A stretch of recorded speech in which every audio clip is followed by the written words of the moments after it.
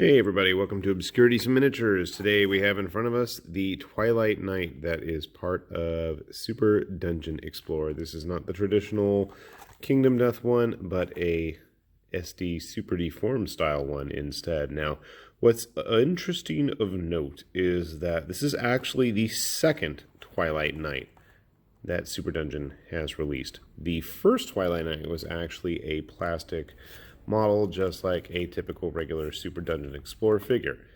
This, however, is a resin model and is a little bit different, so we'll pop it open and take a closer look.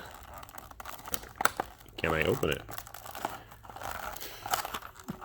Maybe not. Let me pop her open here. So we figured out the mystery of opening the package up.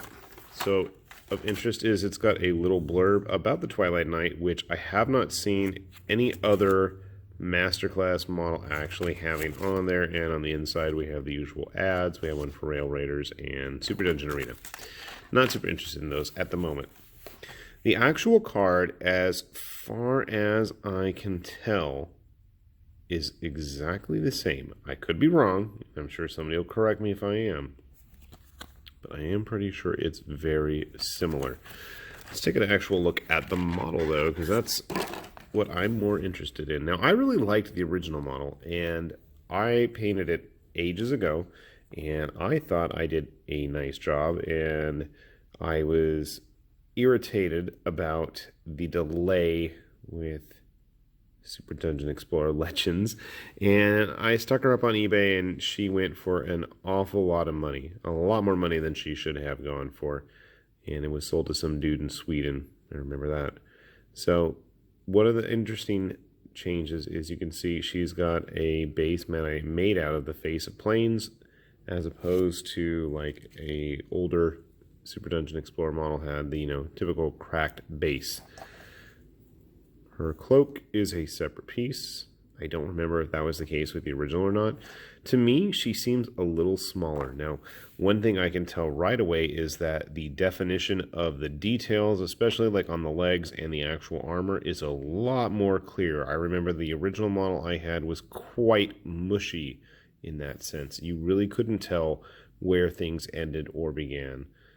Detail is pretty nice, not a whole lot of cleanup necessary, especially after the last resin Masterclass Super Dungeon Explorer model I built. So kind of happy in that regard.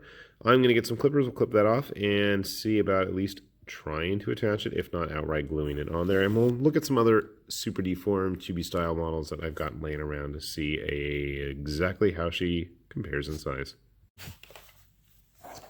So you can see here our Twilight Knight is cleaned up, and I did not bother gluing that on. No, it's not a big deal. I'm not going to glue it on until the very end, and really it's just because I want to be able to get underneath that thing to be able to paint. Yeah, having to paint SD thongs is an interesting challenge, but we're up to it. I'll leave the cape off for now, so it's just got a nice big tab on the back, so that's a plus. How does she stack up size-wise compared to other Super Dungeon models or other models you may have? Here's a horribly started Tabby Brook Mage. That's really bad. Her eyes are getting redone, so kind of short, don't you think? But then, like, grabbing some other models from the range, I think that the Mage is just a little on the large side. I'm not sure. Maybe we're starting to see the scale kind of creep down. I don't know. Grabbing a couple other random models. So grabbing an SD Bonesian model. I don't know where I put the ones from the last Kickstarter. Next time I have a Super Dungeon model, I will do my best to make sure I've got those guys available as well. They're pretty decent fits. I really feel like Reaper ought to go ahead and make like a line of cutesy little traditional, bad guy monsters, because I think there'd be a market for it. Putting our balding Kung Fu master. So maybe it's just the Mage that's the outlier here in terms of size. Grabbing a Midnight Heroes model here as well. Again, this is a very poor job that was started years ago, literally years ago, and has never been completed, which really probably should get done. But getting back to our Twilight Knight. So again, I think she fits in with a lot of these other models. It just seems like it's the Mage that might be the issue here. And hey, what's a big giant mage every now and then, right? Sometimes mages gotta get up close and personal. Good size for a dwarf. Maybe one user is a dwarf. I don't know. It might work. It just might work. Especially if you have some of those confrontation ones or like some of those Durgeon Forge ones. That might work. I do have my Bang Bang here, who probably is closer in size, who I still haven't bothered to base because I still have absolutely no idea how I'm going to get her to stay on that base or which way she should be facing or if I should use a custom base. Or anyway, we're rambling now. But you can see here, at least size-wise, they all rack up pretty well. So, cool little model. I know she was actually out of production for quite some time, but I know as Ninja Division is trying to get things back on track. I know they've released her again and a couple other models that were on the limited edition, label.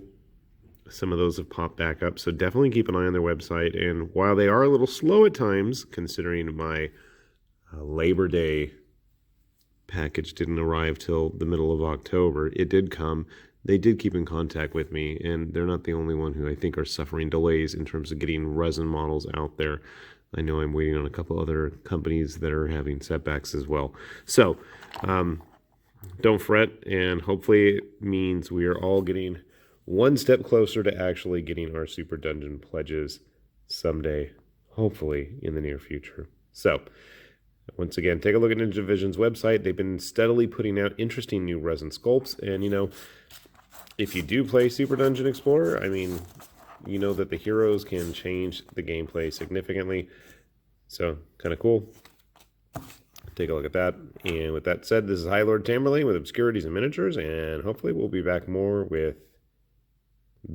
soon with more Super Dungeon goodies. Till then, we'll see you all later. Bye-bye.